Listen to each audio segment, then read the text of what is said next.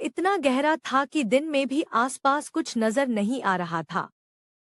जंगल के बीच एक आदमी, अयान, अकेला चल रहा था।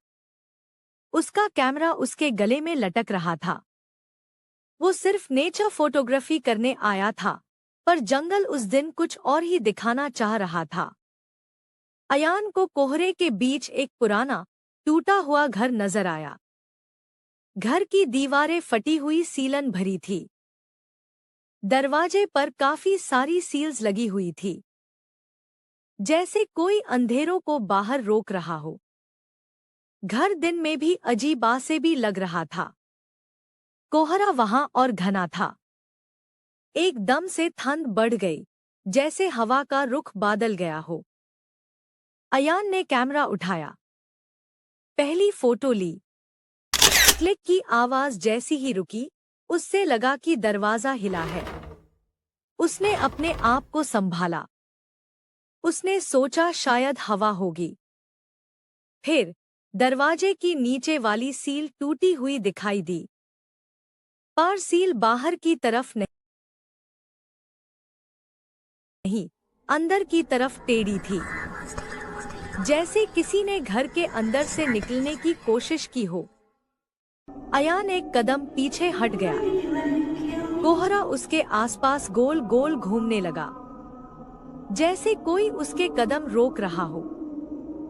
फिर पहली हंसी की आवाज आई, धीमी, बिल्कुल कान के पास। कोई बोला, यहाँ रुक जाओ। अयान घबरा गया। वहां कोई नहीं था। उसने कैमरा ऑन रखा और पीछे मुड़कर चलने लगा, पर कोहरे में रास्ता गुम हो गया। हर तरफ धुआं और सफेदी ही सफेदी थी।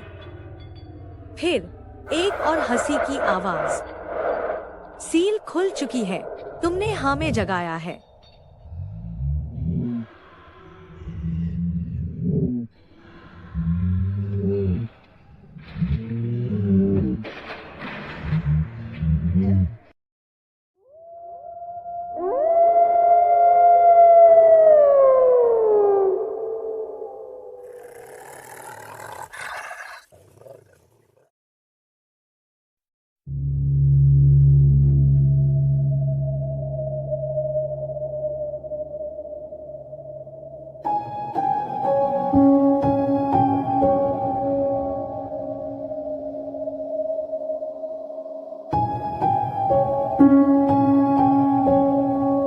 अयान ने पलटकर घर की तरफ देखा।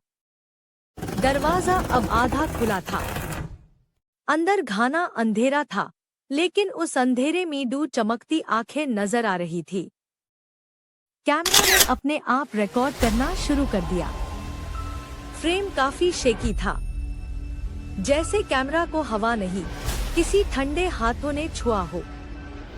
फिर चलने की आवाज आने लगी, घर के अंदर से दरवाजे की तरफ, अयान की तरफ। अयान ने दौड़ लगाई, पर कोहरा उसके साथ साथ भाग रहा था। रास्ता मानो बदलता जा रहा था। उसकी सांसें तेज थी। कैमरा चल रहा था। फिर एकदम से सब आवाजें रुक गई। बस एक ही घुटी हुई, ठंडी लड़खड़ाती हुई आवाज आई, पीछे मत देखना। अयान रुक गया। उसने पीछे देखना नहीं चाहा, पर उसके कैमरा ने ऑटोमेटिकली पीछे की फोटो ले ली, एक फ्लैश के साथ है। कोहरे की वाइट लाइट, एक लम्हा, और फिर अंधेरा।